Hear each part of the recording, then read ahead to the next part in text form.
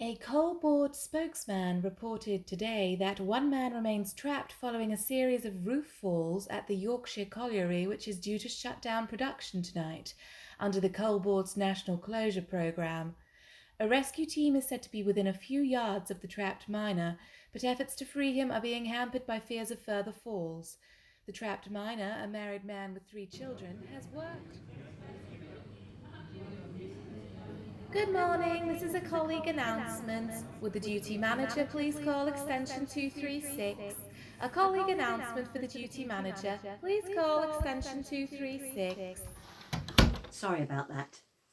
So, tell me something about yourself. Me? Yes. What sort of stuff? Well, why do you think you might like to work for us? Sorry, how do you mean? Well, you've applied to join the staff of our call centre.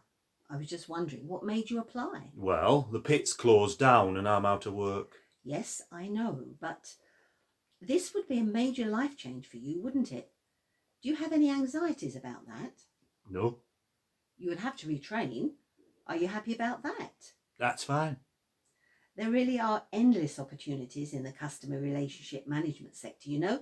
You could be a shift team leader in a very few years. It has happened. I see from your application that the mine where you worked closed down. Why was that? I reckon you'd have to ask Mrs. Thatcher that. A big blow for the traditional mining communities when that happens. Not really. Oh? Those mining communities went long ago. Towards the end, you'd find lads driving to the few remaining pits from miles around. Sorry, I don't know much about mining. Well, you won't have to now. Nobody will. So, you're not from round here, then? I'm from the south, Wiltshire to begin with, and then London, but I've been up here for a few years. Aha, London. That's where they go to decide to close pits. It says here that you led the rescue team at the colliery. I was a deputy, that's right. A very responsible job. How did that work? How do you mean? I mean, were you on duty all the time, sort of waiting, you know, like firemen?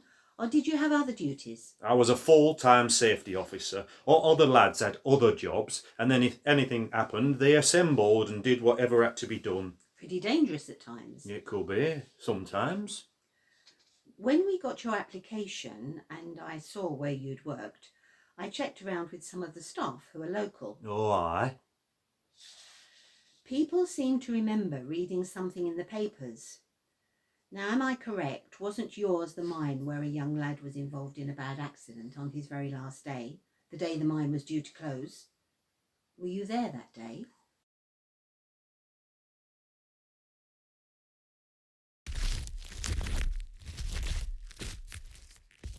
Joe? Joe! Joe! Can you talk? Tommy, is that you? Yeah, it's me. Oh, bloody hell.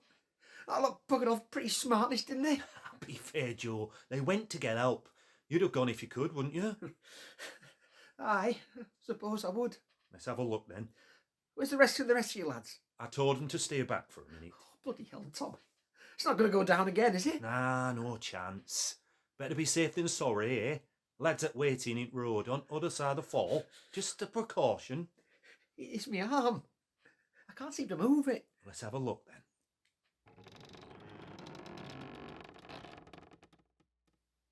Christ, did you hear that? It's just settling. Nothing to worry about. It's settling on my bloody arm. There's something to worry about. Bollocks! Now just shut up a minute. Joe, I'm trying to have a look.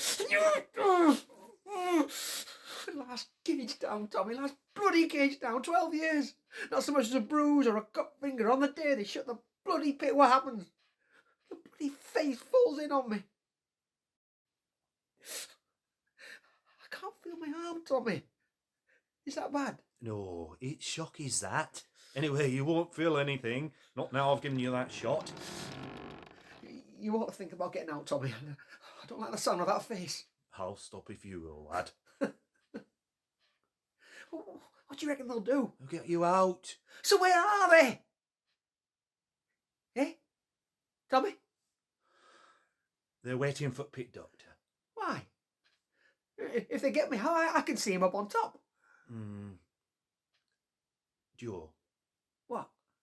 it doesn't look good. Well, it don't feel good either. Joe, there's hell of a weight resting on arm. Who's that fact? When the face came in, it took a couple of props weight. There's one of them trapping your arm, and there's half a ton coal on top of that. So? Get it lifted. And the face is unstable. Slightest movement could set it off again. And then it's goodbye, Joe. Goodbye, Tommy. There's something else. Oh, now the good news. They decided not to shut the pit after all because Joe Beswick's still down there trapped at the face. The arm's in a bad way, Joe. Oh, you're telling me? It's crushed. Pretty badly. Oh, Christ, no. What are you saying? Come on, Tommy, get the lads up here. Get a bit of muscle on that phone and get it shifted. Oh. What about me cricket? The doctor's on his way, Joe. Did you hear what I said, Tommy? I said, what about me cricket? How many one-armed batsman do you know playing for Yorkshire? Look, listen, Tommy, you bugger off. Go, get in that cage and get up and leave me and let them close the bloody pit. I don't care. Oh! Now you listen to me, Joe. Just you bloody listen, you wanker. I'm stopping until they get you out, and if you have to leave an arm down here, then think yourself lucky. That fall could have killed you. It could have killed a few more and all. And in any case, you were never any bloody good at cricket. Yorkshire. You'd have been lucky to make Saturday League side. Just listen now, Joe. I can hear it. You can hear it. This bloody pit is raring to go. It's like some animal waiting there, shaking, trembling, getting ready to pounce and crush you, me and all. For all those years we've worked here, Joe, this bloody pit has been waiting to get someone. Can't you feel it? All that weight, hundreds of feet of coal and shite, just a few inches above your head, hoping to drop, trying to drop. Well, now it's finished. You're the last one it's going to hurt, Joe. After that last cage gets up, it can drop all bloody road in and there won't be anyone to there to feel it. That's the doctor coming, Joe. 5 minutes, you'll be in cage. Last cage up. So think yourself lucky, lad. I don't want to lose my arm, Tommy. There's no other way. Will you stop here with me until he's finished? I'll be there, lad. I don't want to look. You won't have to look. Oh, bloody hell, Tommy. I know, lad. I know.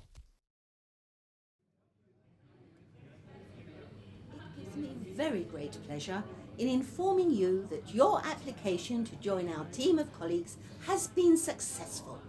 If convenient, we would like you to report to the call centre at 9 a.m. on the 23rd of October to begin your induction course, with a view to joining our team as a customer relationship colleague on the terms and conditions already discussed. I would like to take this opportunity of welcoming you as a new colleague to the most rapidly growing call centre team in the country. I'm taking this opportunity also to enclose a copy of the company mission statement together with a personal message of welcome from our Chief Executive Officer. May I say finally that we hope and trust that you will find great satisfaction from the experience of working in the customer-focused and people-friendly world of call centre management.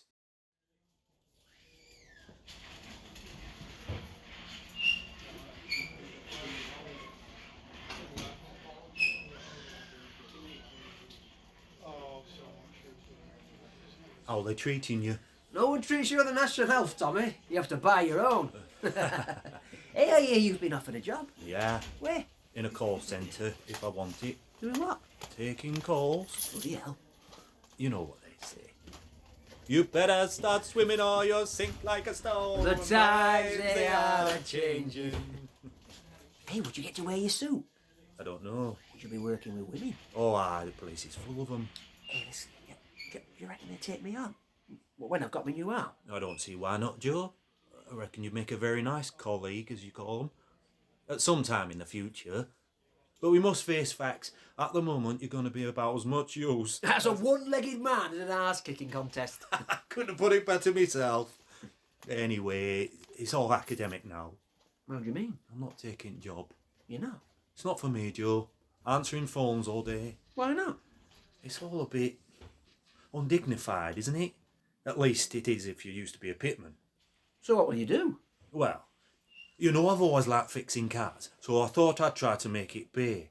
I found some premises and I'm going to start up a little garage business using me payoff money from pit. Good idea.